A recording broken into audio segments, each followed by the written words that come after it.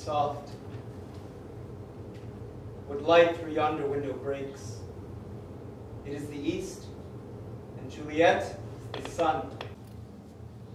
Arise, fair sun, and kill the envious moon, who is already sick and pale with grief, that thou, her maid, art far more fair than she. Be not her maid, since she is envious. Her vestal livery is but sick and green, and none but fools do wear it. Cast it off. It is my lady. It is my love. She speaks, yet she says nothing. What of that? Her eye discourses. I will answer it. I am too bold.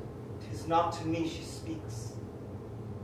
Two of the fairest stars in all the heaven, having some business, do entreat her eyes to twinkle in their spheres till they return.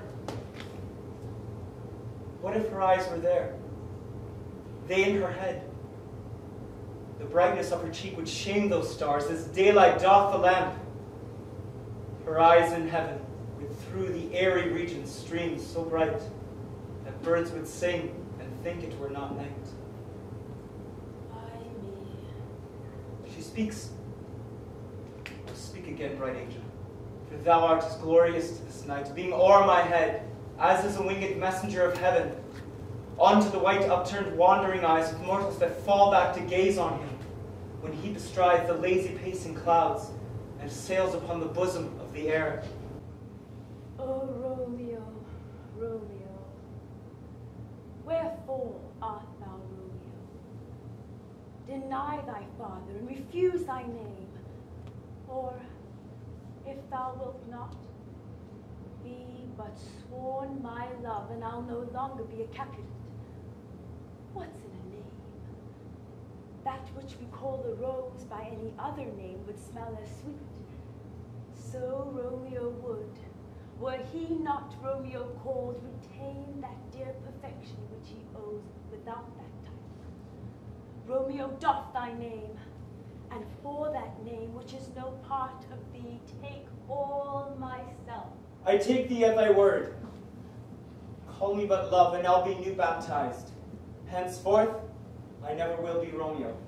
What man art thou that thus be screened in night, so stumblest upon my counsel? By a name. I know not how to tell thee who I am.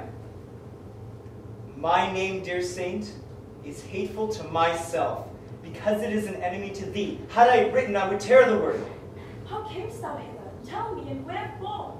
The orchard walls are high and hard to climb, and the place death, considering who thou art, if any of my kinsmen find thee here. With love's light wings did I approach these walls, for stony limits cannot hold love out. And what love can do that dares love attempt, therefore thy kinsmen are no let to me. If they do see thee, they will murder thee. Alack, there lies more peril in thine eye than 20 of their swords. Look thou but sweet, and I am proof against their enmity. By whose direction vowest thou out this place? By love, who first did prompt me to inquire. He lent me counsel, and I lent him eyes. I am no pilot yet. Wert thou as far as that vast shore, washed with the farthest sea, I would adventure for such merchandise. Thou know'st the mask of night is on my face, else would a maiden blush be paint my cheek, but that which thou hast heard me speak tonight. Fain would I dwell on form, fain deny what I have spoke. But farewell compliment. Dost thou love me? I know thou wilt say aye. If thou dost love, pronounce it faithfully. Or if thou think'st I am too quickly won, I'll frown and be perverse, and say thee nigh so that thou wilt woo.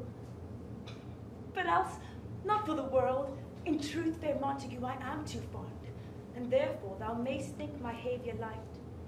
But trust me, gentlemen, I'll prove more true than those who have more cunning to be strange. I should have been more strange, I must confess, but that thou overheardst ere I was ware my true love's passion, therefore pardon me.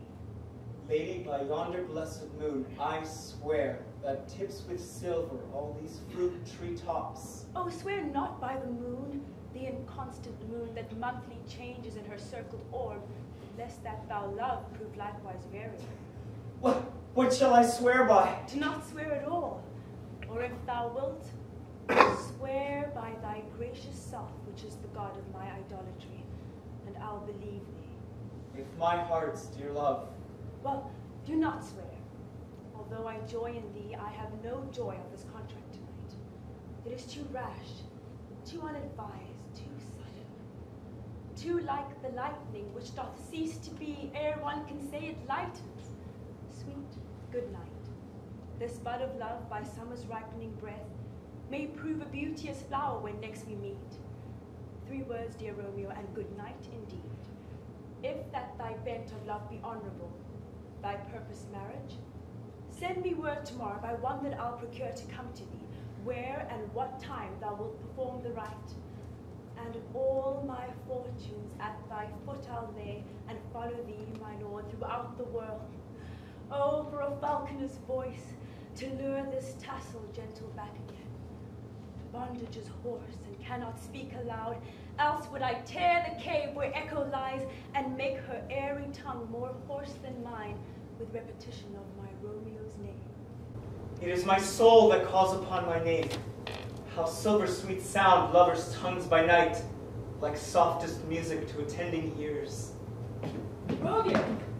My dear. At what o'clock tomorrow shall I send to you? At the hour of 9. I will not fail. 'Tis 20 years till then. I have forgot why I did call thee back. Let me stand here till thou remember it. I shall forget.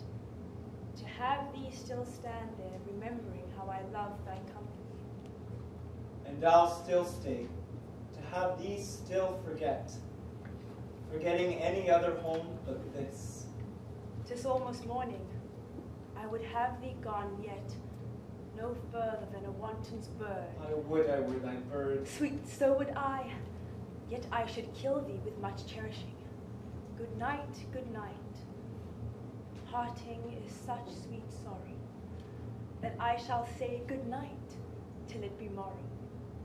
Sleep dwell upon thine eyes, peace in thy breast. Would I were so sleep and peace so sweet to rest. Hence will I to my ghostly father's cell, his help to crave, and my dear hap to tell.